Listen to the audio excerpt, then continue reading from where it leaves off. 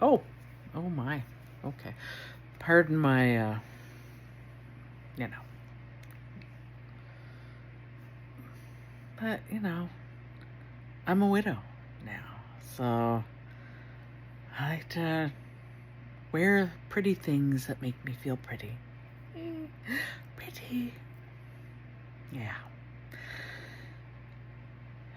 Anyways, I've been a widow now for, um, 11-ish months. The date is October 22nd. It is 9:39 p.m. And I've had a shitty week. Yeah, I became a widow on December 12th, 2024. My husband Mark passed away after 24 days in the ICU. He was admitted with pneumonia and eventually passed of an infection that they just could not figure out the source of. So that sucked. That was the worst pain I've ever felt in my life, and I don't wish it on anyone.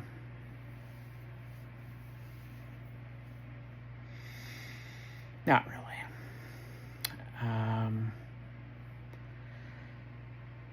After Mark died, which was just before Christmas, I went to stay at my parents' place for the Christmas holidays because I knew I just could not stay at home over the Christmas holidays. And my amazing parents were lovely. Took me in, took care of me, but didn't necessarily dwell on everything. We had good, organic conversations. My mom and I had a lot of really nice late night conversations after Dad went to bed. I remember saying to my mom that I never expected to bury my husband before my parents. And I really think my mom enjoyed taking care of me. Again, my 56th year.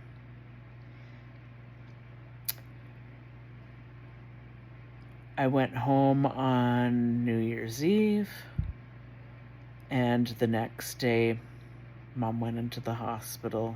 She collapsed, and Dad drove her to the hospital, and she went in with double pneumonia. And she was in ICU for a little over a week, I think, and scared the bejesus out of all of us. But she was released from ICU in London, went to the hospital in Strathroy, spent a couple of days there before she was released with a clean bill of health. Pneumonia was gone. She was good.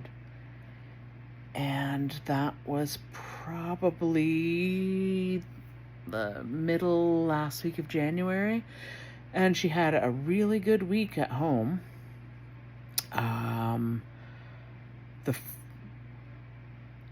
She went to a funeral. My mom and dad went to a funeral for one of her cousins on a Friday night. And it's weird to say, but Dad said she had a great time there. She got to visit with all of her cousins, and she just had a wonderful time, like, visiting with all of her family. And my mom and dad came to my house. I think it was sometime in the week before. Dad did some stuff for me at home. Mom and I visited. They left my house. I hugged them both and kissed them goodbye and told them I loved them. And that was the last time I saw my mom, because the Sunday night after that Friday funeral for her cousin, I guess she was not feeling well on the Sunday. My brother and my niece came over, and my mom and my niece had a great time interacting together, which wasn't necessarily the norm because my niece has Down syndrome and often goes into another room by herself to just play on her iPad. But that day, they had a really good time interacting with each other. And my mom didn't feel well that day, my dad said. She was coughing a bit and just felt tired and didn't feel like eating much, and she went to bed early. And then he went to bed around, I think she went to bed around 9:30. He went to bed about an hour later. She got up at some point after he went to bed, and he heard her get in her chair, which has one of those lever systems, electronic, that makes a noise when the footrest lifts up. And he heard that, and then he heard it go down, and she moved to the couch and coughed a bit, and he fell asleep. And about just before midnight, he woke up, and she wasn't in bed, and he went out to find her, and she had passed away on the couch in their home.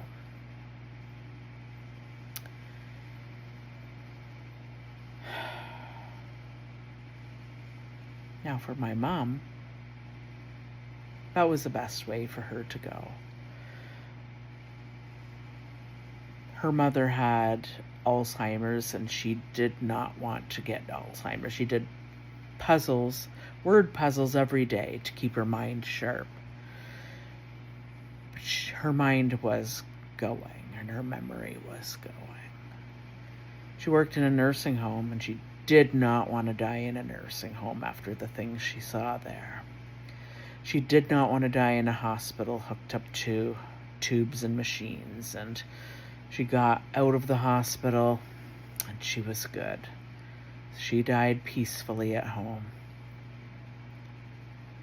It wasn't peaceful for my dad to find her that way. It was very traumatic. And when I got the call later that night from my sister-in-law, I was still reeling. I was still reeling from Mark dying. And I knew I couldn't go anywhere. I couldn't drive that late at night anywhere. And I said, I'll be there in the morning. And I curled up in the fetal position, and I cried for my mommy. And that is how my 2025 began.